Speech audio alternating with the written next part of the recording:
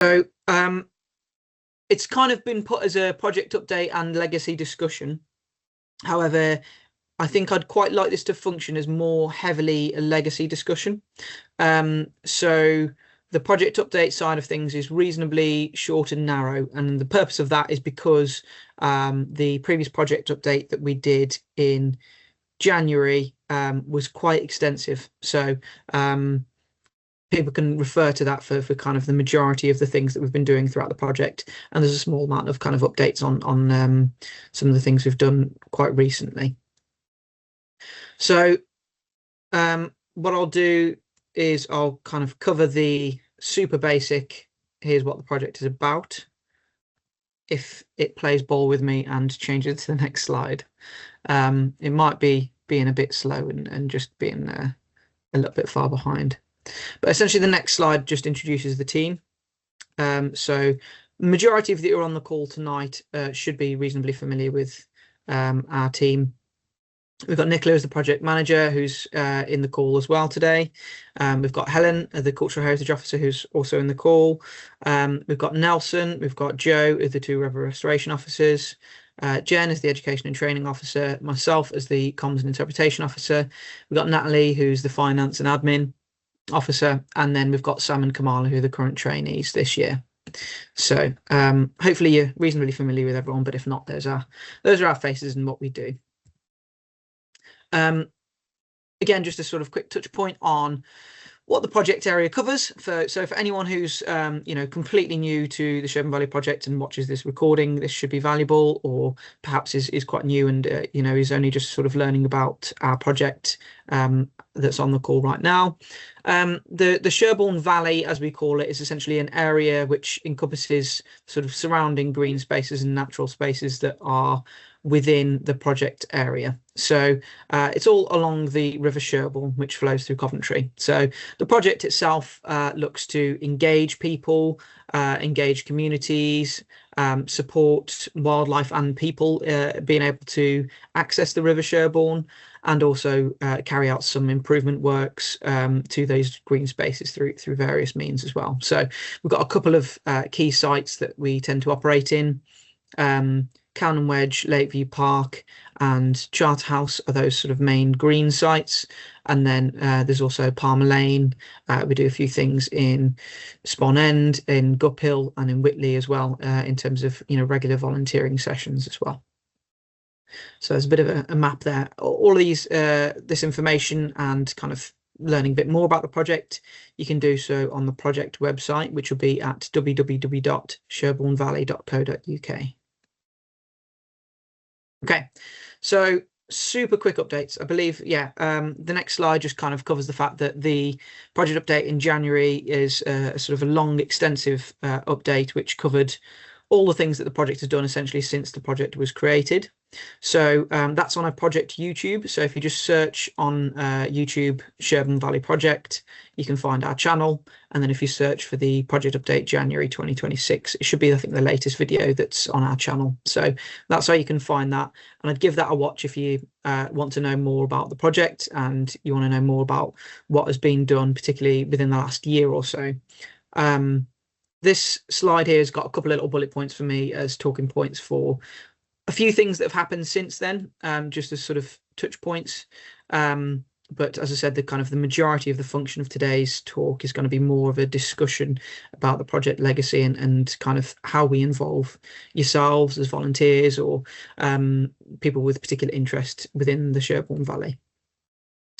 So the pond dipping platform that went up, I'm not sure if it was the very end of last year or towards the start of the year in January, but we're still in talks with National Trust over the use of the pond dipping platform. So we're providing them with essentially a toolkit and including pond dipping, multiple pond dipping sets, nets, and information about pond dipping as well.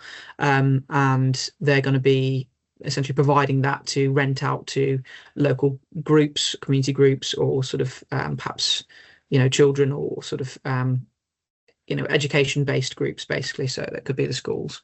Purpose of that is also to slightly to discourage in a way pond dipping that's non-facilitated.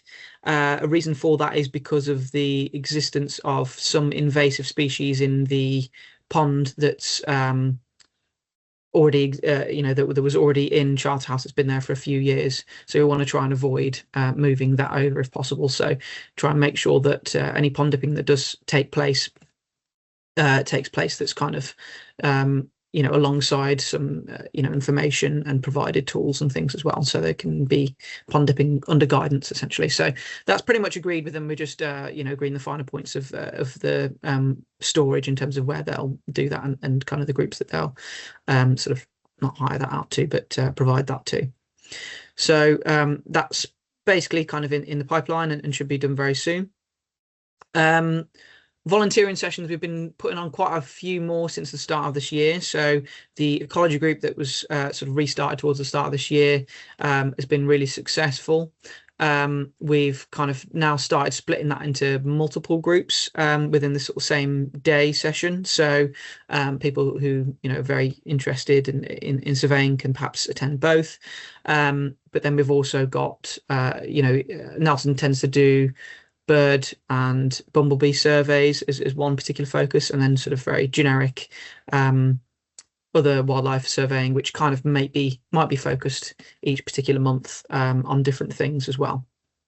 So there's a bit of an ongoing work of project within that, particularly at Charterhouse. I think he has looked at doing the ecology club at a few other different locations. I think he's done one session up in Calne and Wedge as well. So the idea in kind of splitting it is that he can cover multiple. Sam, our project trainee, has also been starting up a volunteering session for Calne and Wedge as well, in particular, and obviously our more regular volunteering sessions at Guphill and Whitley are still ongoing. Lakeview Park got started back up again this year in terms of our project provided volunteering. There is obviously volunteering that goes on there fortnightly through the Friends of Lakeview Park group as well, which they signpost up around the park for. And then, there's one more, I think, which is just the regular Charterhouse volunteering session that Nelson also started up at the start of this year. So there's been quite a bit more that's added in terms of the scope of what we're able to offer volunteers this year, and I think that aligns a bit with what we're going to talk about with Legacy a bit further into the update as well, in that we're sort of trying to make sure we focus on continuing to upskill the local population and the sort of local interested groups and the local community, so that they can continue to look after these spaces as well post-project. Couple of other things. So listening station workshops have been progressing really nicely. So the majority of those have been done, which means then the casting can be taking place quite soon. And then once the casting is done, then the posts can be put in as well. So that's some good progress, and those listening stations should be being put up within the next couple of months once the casting's been done. So most of those workshops have been completed now. We're also looking to do some more work in Whitley, which Joe is pursuing, which is particular in-river work. So I think this is going to be more berm-based additions to encourage meandering of the river as well. So we're kind of in the process of getting all the FRAP agreements and things in place to enable that work as well. So that should be taking place later this year, hopefully, providing that all goes through as well. Some of our regular volunteering sessions and existing work with community groups over the last few events in the last couple of months have seen quite a bit of hedgerow work, tree planting and dead hedging. So some of this is with the Junior Rangers group. Some of it's been with the youth committee as well, in accordance with the Junior Rangers group as well. So there's been quite a lot of tree planting and hedgerow work this year in a lot of the volunteering sessions. And it comes as no surprise to many of you that a lot of the upcoming volunteering sessions are going to be reasonably Himalayan balsam based, so we'll cover that a bit later. We did a big social push throughout February, so any more sort of updates and information about the Sherbourne Valley and sort of educational style content as well, if you check our socials, which we've got links to at the end of this PowerPoint, there's quite a lot more information that we put out there through February as well. So if you fancy learning more about the project, there's quite a bit of it that was put out as well then. And then, yeah, we've got lots of upcoming events, which we'll talk about later as well. So that's a very whistle-stop tour in terms of the updates of what's happened between the project update in January and now. I'm sure there's things that haven't been fully covered within that, but that we talk about regularly within our project, and we communicate to you guys. So obviously the newsletters that we link to as well at the end of this PowerPoint, which we've got some information on, are really vital to keeping in touch with further updates as well.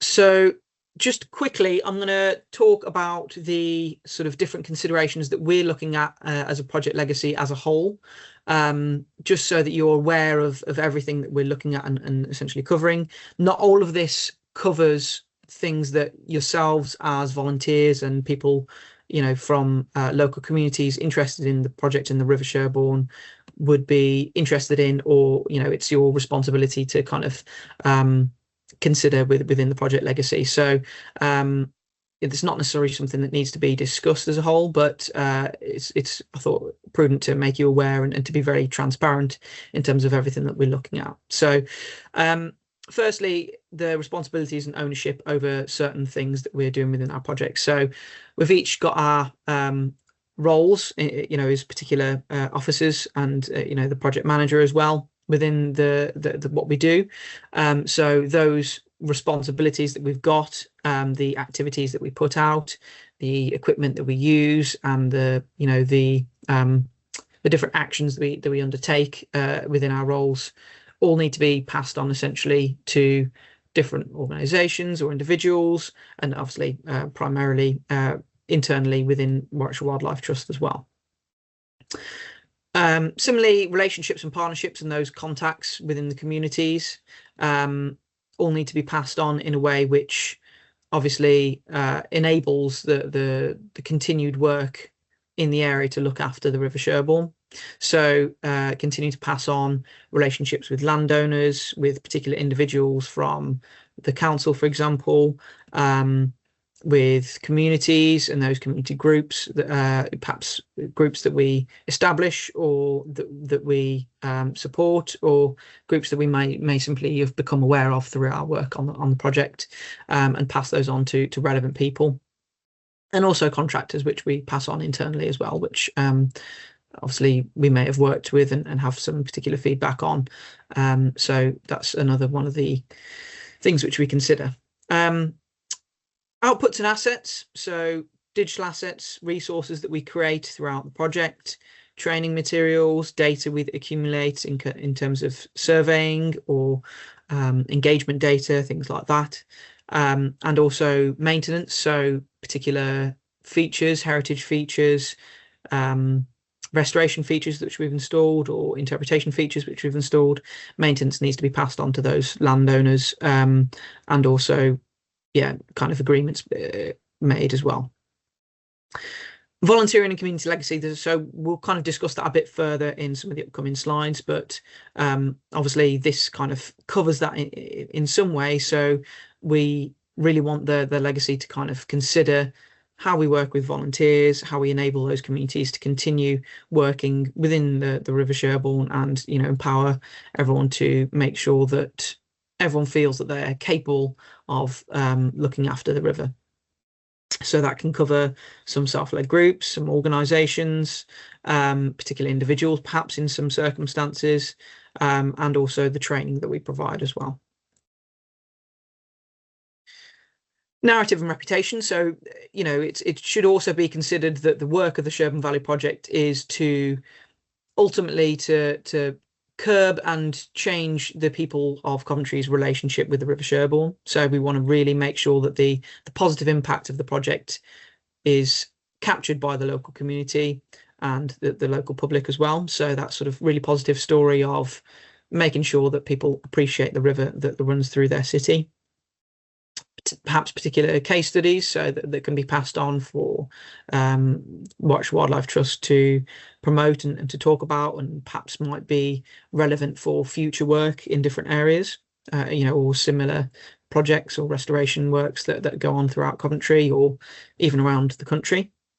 And then also public events as well. So, our direct engagement with the public, that we kind of facilitate passing on the narrative of the river, essentially. Risks. This is, again, definitely something that you guys don't need to consider as volunteers and interested parties, but it's definitely something that we manage internally as well. We've got a risk register which we maintain and look at, and obviously Nicola continues to work on to make sure that the end of the project, in terms of the timelines and the capacity of the team and the capacity of any other groups that we work with internally within the trust as well, are all managed to such an extent that the end of the project is as seamless as possible. And then finally, the hopes and desires. So kind of what we ideally would like to see the River Sherbourne and the sort of work that goes on within communities within the River Sherbourne goes on into the future. So that can include whatever activities we'd like to see continue, or best case scenarios which we'd love to see in terms of how we enable those local communities to best to work to support the River Sherbourne, essentially. So we'll all cover that in a bit, but that is a bit of a whistle-stop tour of all the different things we have to consider for legacy. Obviously not all of that is entirely relevant to yourselves. I'll take a quick short break to have a sip of drink, and then we'll continue. So the next bits start to get on to actually some of the areas where we'll open some discussion as well for yourselves.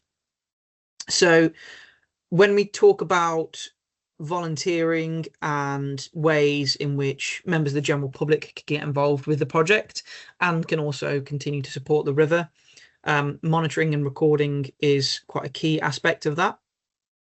So surveying and a lot of the wildlife identification projects that we support, such as City Nature Challenge or various surveys, riverfly identification and training, outfall surveys as well, that we support through the work with Severn Trent as well. Just to continue to monitor the area in terms of the wildlife that's in it and the state and of the ecology and the sort of health of the ecosystem as well.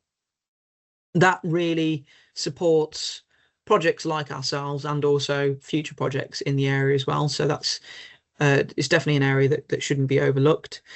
Our previous trainees set up a surveying calendar, which is, I think it's about 31 pages or so of PDF that covers all the different types of citizen science that can be done in the area throughout different various points throughout the year as well.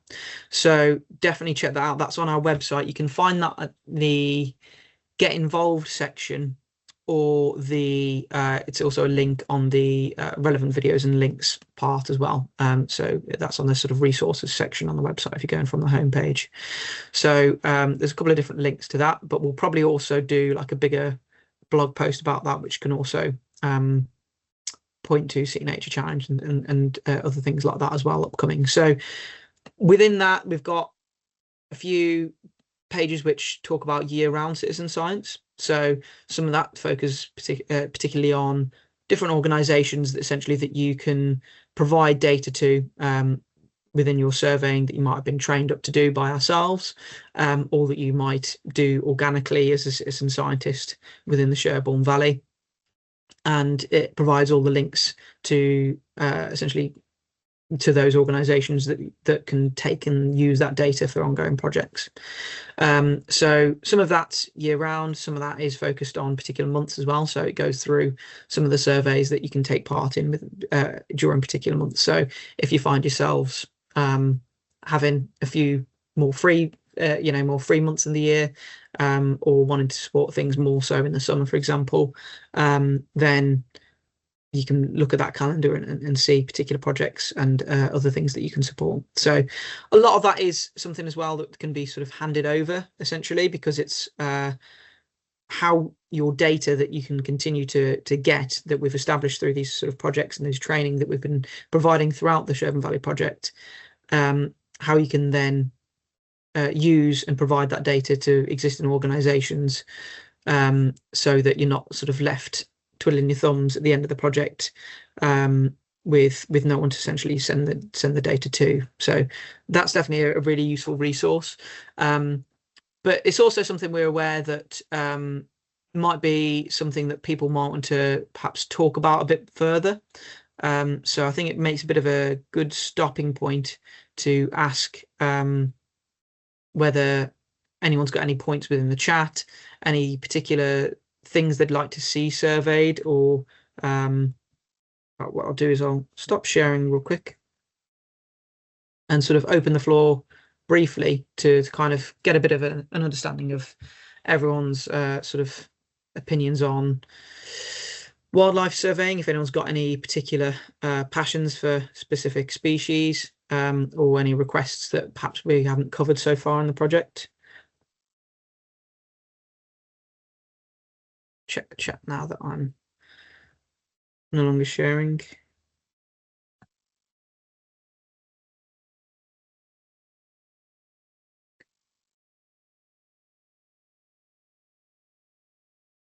Thanks, Alan. I've seen you've been on top of it with all the links again. Okay, so Darren, yeah, go for it. Yeah, just to let you know, Jordan, Mitch and I have been talking about chemical monitoring the river as well. So I've reached out to the Rivers Trust and they're forwarding me to the Sevens Rivers Trust.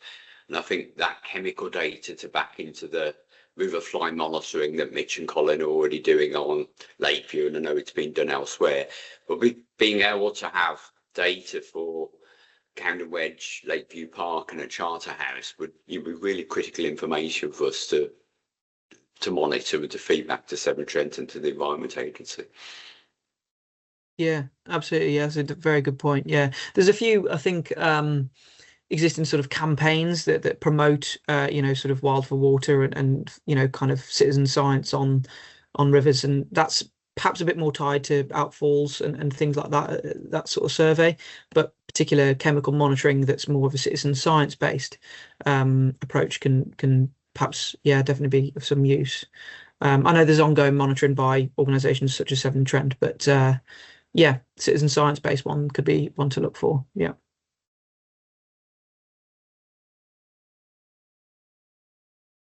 Okay. It's not necessarily with this sort of open discussion. It's a bit of a sort of essentially an experiment as we kind of go over these the sort of style of project update. I'll mention as well, I'll mention later, the future project update, the next one in particular, we're looking to make as more of an in-person one. So I think that should make it flow a bit better in terms of people's contribution and ongoing conversations to really discuss things. So this is more of an early kind of covering what we'd like to talk about and what we'd like to consider. And then we can kind of come back to that sort of in-person event, which we'll talk about later. Which, yeah, we can kind of have a bit more of an ongoing sort of, discussion that's back and forth. So these sort of stopping points are more just checking in, making sure no one's got any points to raise. But it doesn't necessarily need to be one where we're expecting loads of contribution, because I've got a bit more that I can talk about as well. So, okay, in that case, if no one else has got anything to mention in terms about monitoring recording, I'll continue on.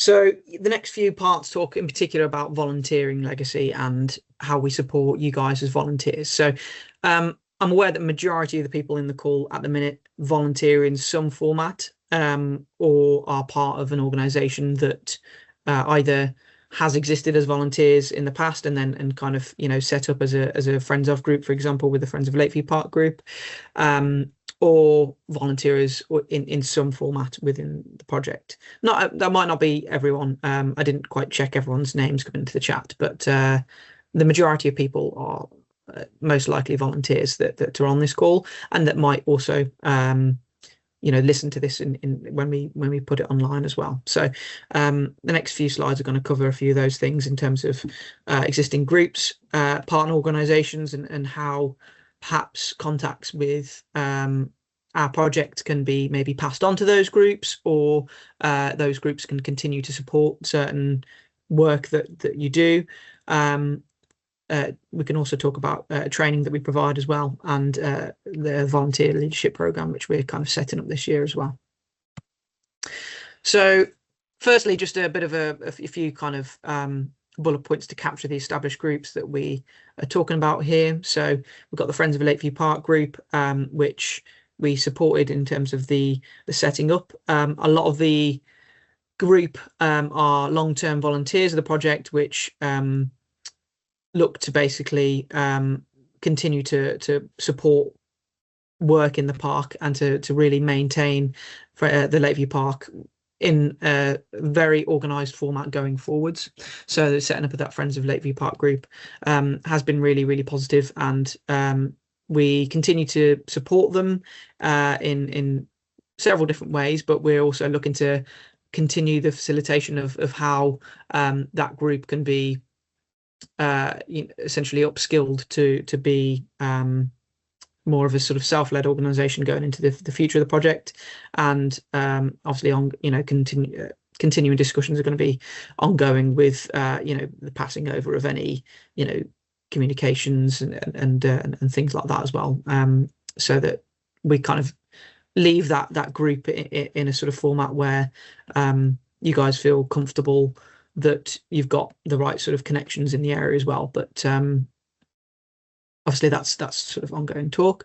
Ulsley and Calne Wedge Conservation Society is a sort of established group that's based up in Calne, but they cover all of Ulsley as well. So that's a sort of group that we've supported throughout the project.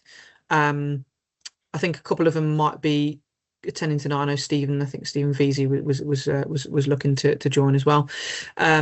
So that's another group which we support, and is a sort of an organisation which covers a particular area that's one of our key sites as well. So with the Friends of Lakeview Park covering the Lakeview Park area, and the Ulsley and Calne Wedge Conservation Society covering Calne Wedge, the work that we do in those areas can be continued to kind of be facilitated by local groups there. There's also various illicit picking groups which we support as well. So the Whitley Wombles, for example, there's Coventry Big Cleanup, there's quite a few others as well. So that's groups with a particular focus, perhaps on more of a litter picking focus than a practical in terms of habitat management. But it all continues to support the River Sherbourne and the sort of maintenance of the ecosystems as well. In terms of volunteering, there's Voluntary Action Coventry, Get Involved Coventry, the Coventry City Council Urban Rangers do some volunteering days as well, and obviously Warwickshire Wildlife Trust do several different volunteering offers, some particular to certain locations, such as Dunsmore or Tame Valley Wetlands, and then there's Survey Force and Nature Force, which are kind of more habitat management or surveying focused as well. So there's lots of different things that the trust continues to provide opportunities for volunteering as well. So the point to kind of cover these established groups and to essentially to make anyone involved or interested in the project aware of the existence of these groups, and also know essentially what places that they can turn to for support in their local area, and that they can look to support as well themselves through their own efforts. So and it's also kind of captures essentially what groups we're continuing to support through the project, and looking to sort of enable and support as we go into sort of the legacy of the project as well. So that's a bit of text which kind of covers that, but I'll kind of leave that on screen for a moment so we can kind of anyone can have a little read of that while I have a small sip of a large drink. Okay, so as part essentially of the established groups, we're aware that continuing to support groups to establish, or particular individuals as well, is a bit of a focus. And we want to make sure that that's also a consideration as we look into the legacy, because yes, existing groups and groups that have been set up are really valuable to continue to support, but we want to make sure that nothing is missed out. And if there's particular individuals or other groups which are looking to set up, that we can still support, in whatever manner that we can as a project within our capacity. And that is something that we'd love to do. So to cover that, we are looking to essentially support emerging volunteer leaders as well. So we've put out a few things within our newsletters, our monthly volunteer newsletters each month. But it's important as well to consider that we've been pushing a bit this sort of idea to engage particular individuals as people who could be looking to establish themselves as a nature walk leader, or a sort of a volunteering leader as well.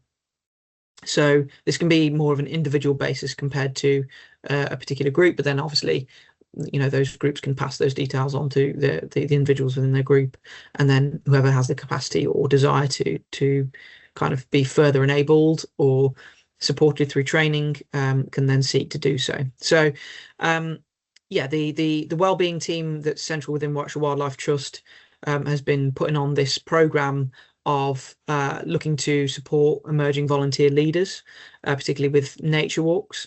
So they've held a few online talks, and I think there's one or two that have been delayed, so that there's a few upcoming as well.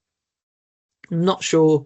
Helen's very on it with all the links and sending those over. So if there's any that are currently set up on Eventbrite, I'm sure she'll paste them in the chat as well. But for anyone who's perhaps listening to the recording, please do check either our events page on our project website or our Eventbrite link to kind of see when those individual training is provided as well. So the point of that, to cover that, is it's currently in the early days of providing information on what this will entail.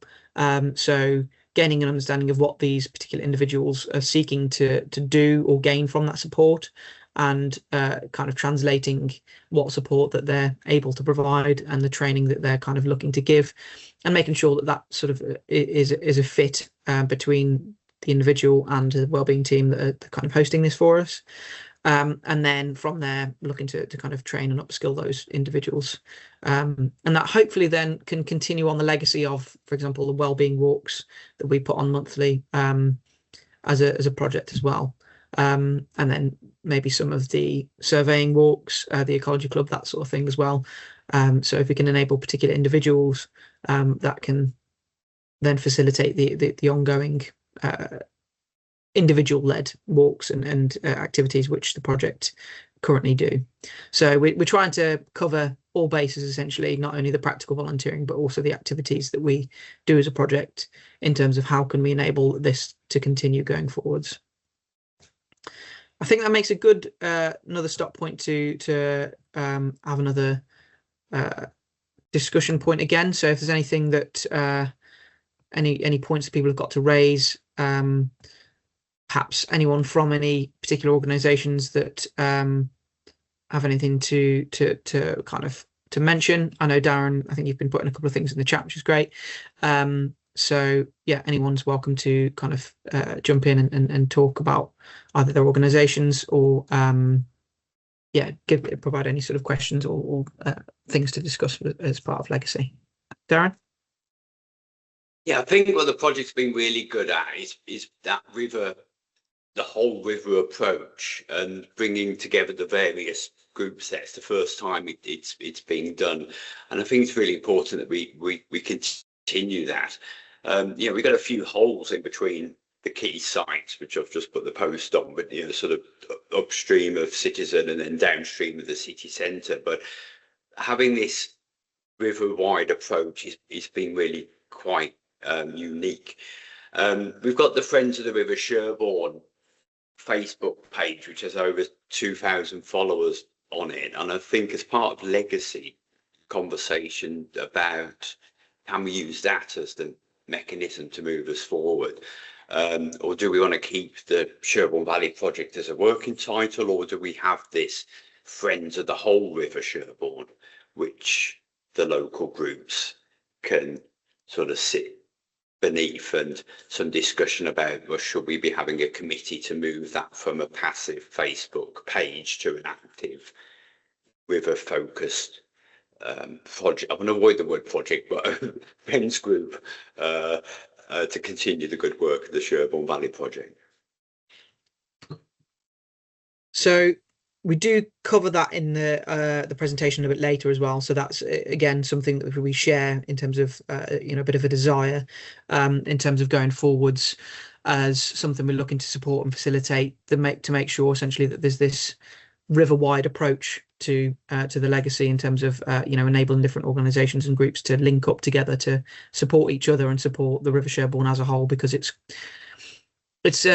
we kind of mention it a lot when we talk about things like Himalayan balsam and the tackling of invasive species, how essentially you need to tackle it from the upstream in the beginning, and it kind of is a bit of a good example metaphor for how the health of a river works as a whole. So having these groups that we support and that can look out and communicate with each other and can support each other at various stages within the river as a sort of a catchment wide approach is something that's definitely valuable, so and something we're looking to support as well. So we do mention that again a bit later and talk about as well, which is nice that you've mentioned that, Darren. So I haven't for everyone else, I haven't put him in the in the group as a sort of a sort of a planted question, but no, yeah, we'll talk about that again a bit later.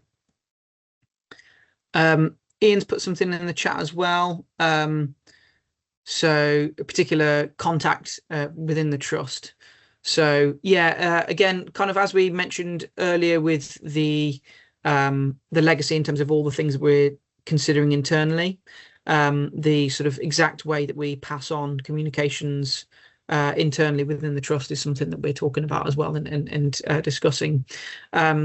It's good to know that that's a desire as well that's expressed, and that we can pass that on, and as something we've captured within this discussion as well, that perhaps maybe a single point of contact might be quite useful rather than a sort of very broad group. So yeah, that's a good point, Ian. We'll consider that in that sort of discussion internally, which yeah, I think you've already covered in the chat as well, Helen, so you're on it. Okay, has anyone else got any points to raise at the minute in terms of existing community groups and that sort of that approach to supporting groups being established along the river?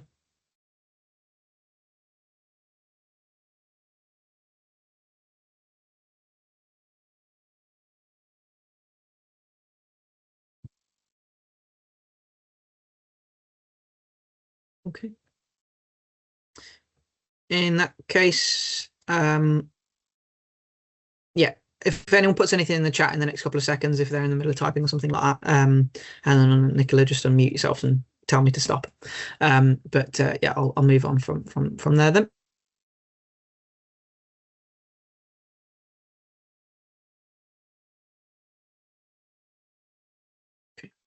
Okay.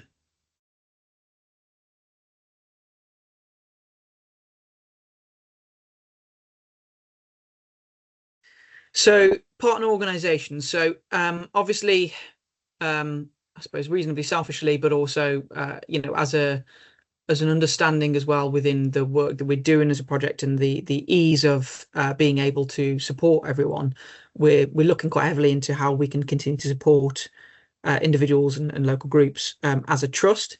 But it's also worth considering that this project as a whole is essentially a multi-partner project. So there's lots of other different organisations which support the project and sit on our project board, and that have particular interests in certain areas, which might be key areas, for example, that sit within the River Sherbourne. So it's worth noting that these organisations also have the capacity to support volunteers, that have the capacity to provide events and activities, public engagement, perhaps training as well in some circumstances. So it's definitely worth considering, if you're living close to particular, areas that those organizations work in, or if you've got a particular passion for, for example, a specific area, or, type of volunteering such as surveying, that it's worth looking at other organizations as well that can continue to support you and help enable continued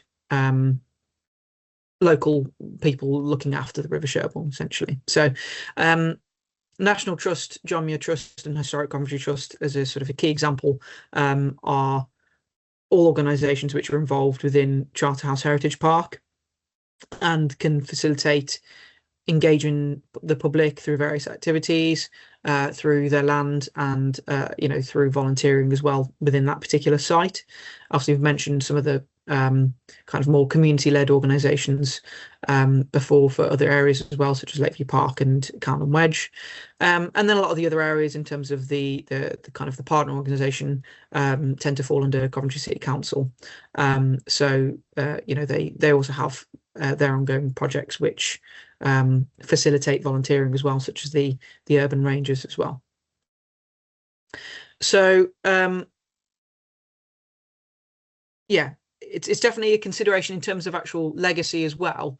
It'd be good to understand anyone that perhaps is a volunteer with us, and their maybe relationships to those organisations, their awareness of those organisations and what those organisations can also provide, and whether there's any sort of support that they'd like in being introduced to those organisations, or other ways that we can facilitate working with particular landowners in areas as well. So that's something which perhaps we'll open to discussion in a moment. But yeah, it's something we're aware of going on into the legacy, that enabling that relationship in terms of the transparency between those organisations and the public is something that we'd like to kind of facilitate, making that quite clear in terms of that communication and those relationships as well. Just quickly, I'll cover a couple of upcoming things that some of those partner organisations are putting on. So John Muir Trust on the 15th of April are doing 2 events at Charterhouse Heritage Park. The first will be a sort of guided walk that Gareth is leading from John Muir Trust around the park, and kind of talking to people about the work that the John Muir Trust are going to be doing in that area. And then it's going to be followed by refreshments and an evening talk by the CEO of John Muir Trust as well. So that's going to be a bit of a very much public facing. Here's what our organisation is looking to do in this area. So if anyone's curious for that area in particular, for Charterhouse Heritage Park, that's definitely something that I'd consider going to. And they're obviously free events, and who can turn down free refreshments as well. So that's John Muir Trust. Coventry Adult Education's Connect. They've got the Connect to Skills programme, which they're looking to kind of put on between April and June. So they've only recently just kind of got in touch about with us about this, in terms of passing this on to volunteers and people who might be interested. But they've got a whole host of different sessions they're putting on that are kind of free to our non-accredited sessions, that are kind of based on things such as recycling, understanding weather change, how to kind of be more sustainable in terms of your living, and how to kind of maintain your energy output as well. So there's a couple of sessions that are flexible in terms of you don't need to attend them all, and sort of more drop-in based, going on from the Connect to Skills program there. So search that up if that's something that any of those sound reasonably interesting to yourselves. I can go on to further training from ourselves, but I think I'll just quickly stop back and drop in terms of understanding of people's relationships with partner organisations, and if that's something which there's any interest for us to help facilitate any further.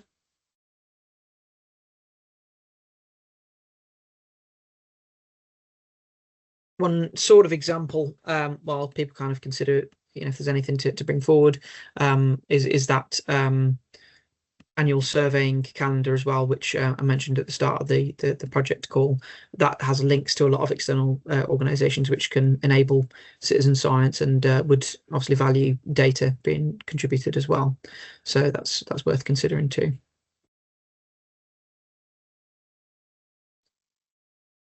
If there's nothing to discuss right now as of this moment, I think it's also quite nice to kind of go away and think about as well with this, and I'm aware that it's a recording as well. So quite a lot of people who are going to engage with this this project update and legacy discussion might be people who watch the YouTube video or might come to the next meeting. So that could also be something that we consider going forwards as well. So yeah, I think if everyone maybe has a bit of a thought about that, if that's anything that we can continue to support.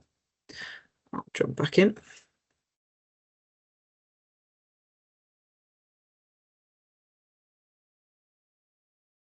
Quite conscious of time as well. I'll try and speak a bit quicker. I know already I tend to be quite a fast talker anyway, so I'll try and cover as much as I can over the next 10-15 minutes or so. So we've got a bit of time for a Q&A at the end as well. So training. So Jen, I don't think she's in the call today. I think she's on leave at the minute, but she's been the education and training officer for quite some time now on the project. So she's kind of been delivering a lot of different types of volunteering and training that can be provided to volunteers.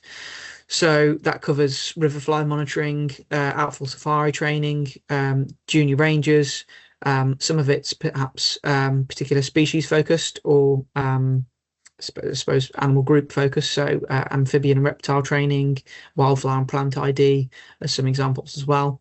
So there's lots of different types of training that we put on as a project. All of those can be found on our events or our Eventbrite as well that we put out. So we kind of put out these a lot as kind of essentially events that also function as training, and some of those are accredited training as well, such as the riverfly monitoring. But it's interesting essentially to kind of discuss as a legacy as well what further training might be required. So we're going to be looking at kind of each sort of volunteer group that we work with, perhaps individuals and passions, where there might be any gaps or opportunities for further training. And then also we've put out a couple of times with our volunteer newsletters and also kind of on events such as today, but we really want to take on board any requests for training as well. So I know quite a few people have been in touch reasonably recently about some training that they'd like us to provide, which I know we're kind of covering as well and getting back to people on. So some of those might include bat focused training as a species, or I think it's hand meadow, perhaps could be hand scything for meadows as well. This is something that we might be looking at as well upcoming. But yeah, we definitely want to hear your thoughts on what training that you feel would be really good to kind of continue to upskill yourselves and sort of enable continued work in terms of volunteering and habitat management as well along the river. So that's definitely something to come to us about, and that is definitely something we're looking at in terms of not only waiting for you to come to us about what training might be required, but we're also actively looking at perhaps gaps and opportunities as well. So I know it's been mentioned in the chat as well, but first aid, we have put on quite a lot of first aid training and mental health training as well each year. So keep an eye out for those. I think there might be some upcoming this year, or certainly that given that that's been a request that we can look to put on as well. We do a lot of training that's for particular practical conservation skills, so it might cover particular tools or tool use. And then we've talked about the leading group activities as well. So yeah, some of the things that we'd like to hear from you as a discussion and going forwards as well. So as on an individual level, are you perhaps interested in taking on a more active or leadership role? what training do you feel you might be required to either to achieve something in your area, or perhaps even feel more confident to do things. And then looking amongst your own groups as well, are there any individuals perhaps which you think could be put forwards for further training? So rather than just thinking of yourselves in particular, perhaps amongst other volunteers, perhaps someone's got a particular talent or passion. Do make sure that you kind of refer them to us, or refer them to existing training as well. We'll have a quick stop point there, but again, kind of conscious of time. If there's nothing that anyone's got to bring forward for training in particular, we can maybe cover that in the Q&A part at the end. But yeah, definitely wanted to enable anyone to bring anything forward if anyone does at this point.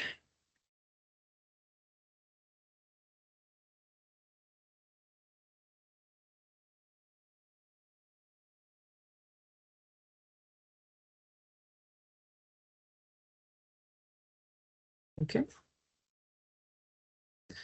I'll go back into it then, but similarly as last time, if anyone puts anything in the chat that is relevant for me to discuss, I'll drop back to it, and Nicola or Helen just tell me to drop back. Okay.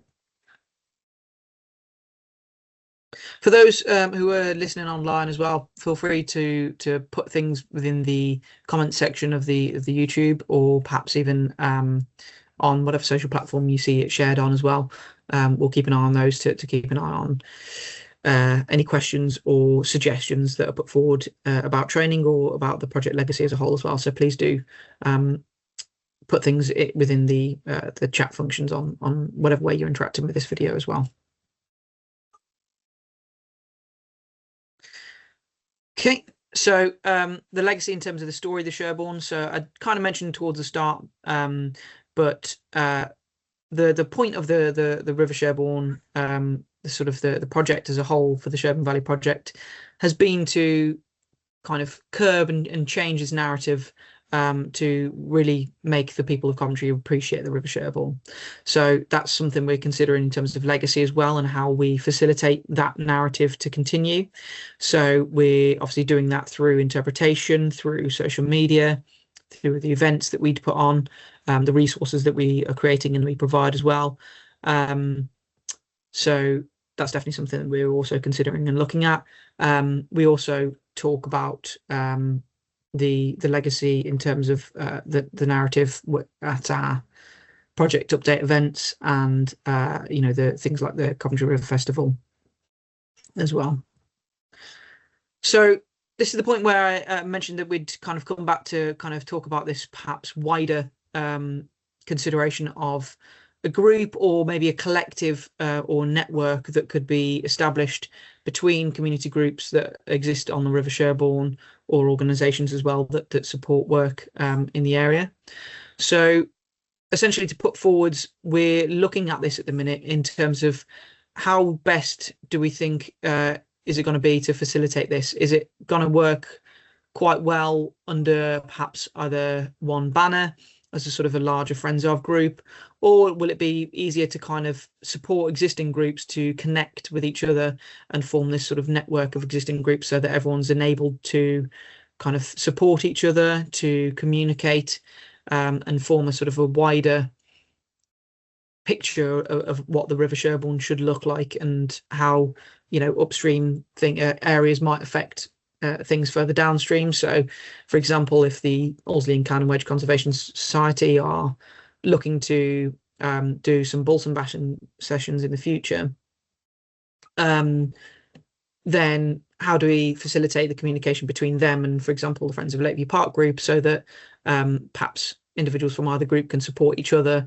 given that Cowan and Wedge is upstream, and tackling balsam in the Lakeview Park is more effective if there's less balsam further upstream. So that's definitely something that we're looking at, and perhaps considering from maybe a more easy way of facilitating this approach in terms of a sort of a more collective network rather than a specific Friends of group.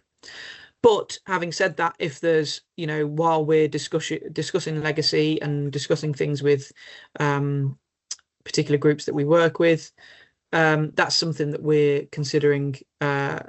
If that really comes forward, that's a really strong desire by local communities, we can see how we can support the facilitation of, perhaps a more specific Friends of group.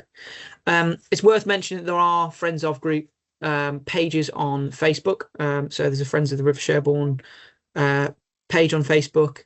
That's more of a public-facing page than an established Friends of group, but that's a way that lots of local people find out about some of the events that we put on, for example, or other means of contributing to the River Sherbourne as a whole. So that's at minimum, a good one to go to and follow and support as well.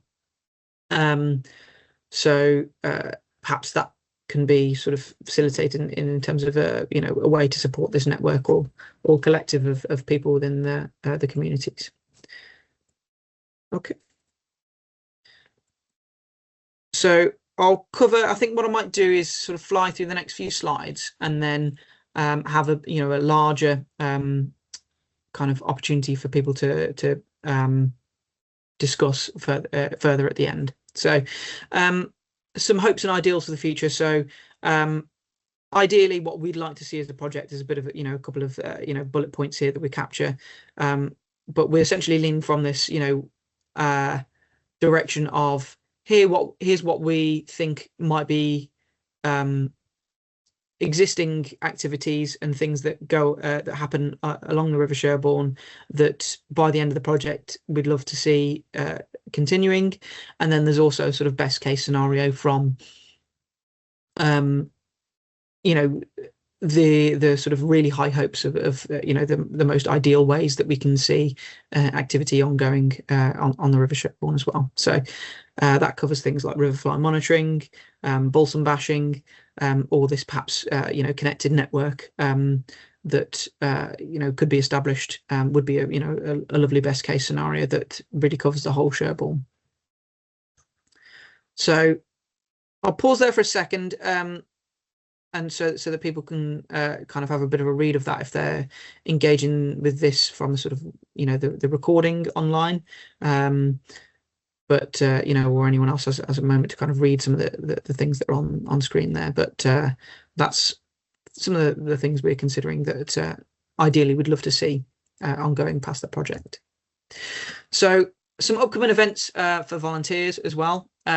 We've got next week, same time, between 6 and 7, I'll be hosting with Alex Jones, who was actually previously on this project as well, who now works with the Coventry City Council ecology team to deliver some an online training session for iNaturalists in terms of how to use that for wildlife identification and monitoring as well. So that's particularly relevant for City Nature Challenge, which is a big sequence of events that's coming up at the end of the month.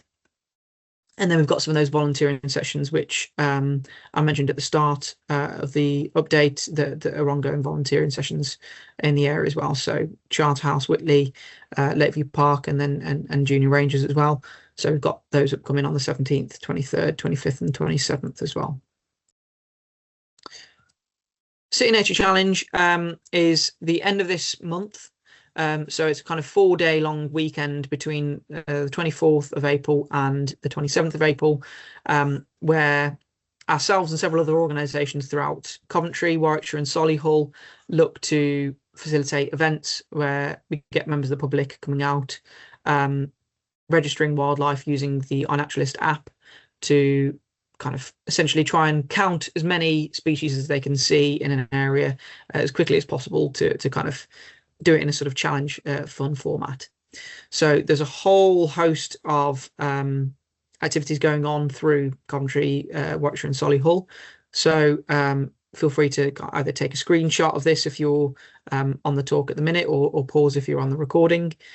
We have put this out on our socials as well, but some of those QR codes that you can see on screen as well will link you to the iNaturalist app, which we use, or the link tree that's been set up as well, which kind of covers all the different events or the different, the links to the Our Naturalist page, for example, that are all being put on as part of the City Nature Challenge.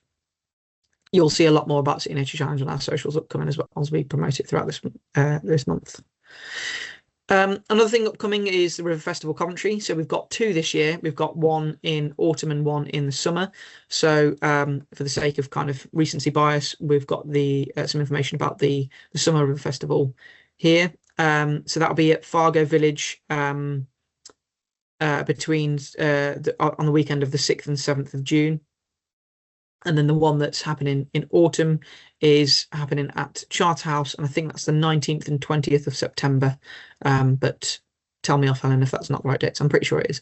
And I'm sure Helen will put the links to those in the chat as well. So these are completely free festivals that the project puts on, which has live music, a whole host of kind of theatre or active performances, crafts, nature stalls, different organisations coming and contributing things to the river. Family friendly activities, opportunities to take photos with the project mascot that everyone loves, guided walks, and talks as well that go on as part of those guided walks from our project or from other organisations that support, and storytelling time, a whole host of stuff that's super fun at both of those days. And we're doing 2 this year because why not? It's a sort of a big send off essentially. So yeah, do come to those if you're free on those weekends, and put the dates in your diary as well. So before we sort of wrap up, there's also some sort of legacy particular focus events. So I mentioned that the next one that we're going to do as a sort of more open discussion that'll be in person to kind of enable that kind of back and forth discussion a bit more. We're looking to put that on the 15th of May as a sort of provisional date. We've still got of May. We've got that down for. Is it 19th, not the 15th? Yeah, it's a Tuesday evening. Okay, thank you, Nicola. 19th. So we are just in the process of kind of confirming the venue for that. So we'll put that out as an Eventbrite link and kind of confirm that date 100% on our socials and our website soon. But yeah, 19th of May is the provisional date for that. So put that down in your diaries if you're looking to maybe come and discuss that, the project legacy a bit further in person there. We've also got upcoming some Balsam bashing sessions, so there's a whole host of the volunteering sessions that we're doing soon. Probably will be Balsam bashing focus throughout this month, but in June and July we also put on some big kind of Balsam bashing and bites events as well, where we actually kind of put on some food for volunteers, and we talk a little bit about the project as well, and have a bit of a sit around and kind of we'll discuss some of the project legacy at some of those events as well, in a nice sort of relaxed format after we've done some work in the area as well. And then obviously we'll cover the project legacy at the end of project volunteer thank you event, which we're put down the 12th of November as a provisional date for that as well. So keep in mind that these are just provisional dates at the moment, but that's when we're looking at for some of those things. Again, take a screenshot if you're looking for those, but bear in mind that the 15th of May is wrong, and we're looking at the 19th of May for that. So super quick to wrap up, we've got newsletters. They go out monthly, an events newsletter and a volunteer newsletter. So either email sherbourne@wkwt.org.uk to ask to sign up to those, or you can fill out the form on our project website. It's in the footer or at the Get Involved page. These are all the links and the handles to our socials, so do consider following us. That's kind of what I tend to do on my role. So do follow us on some of our different platforms. If you weren't aware that we're on TikTok and Instagram, for example, follow us over there. That'd be really helpful, and also good for yourselves to be able to see some of the extra content that we put out. Thank you. And this is the kind of slide I'll leave us on as we go on to the sort of the kind of final Q&A part of the discussion. So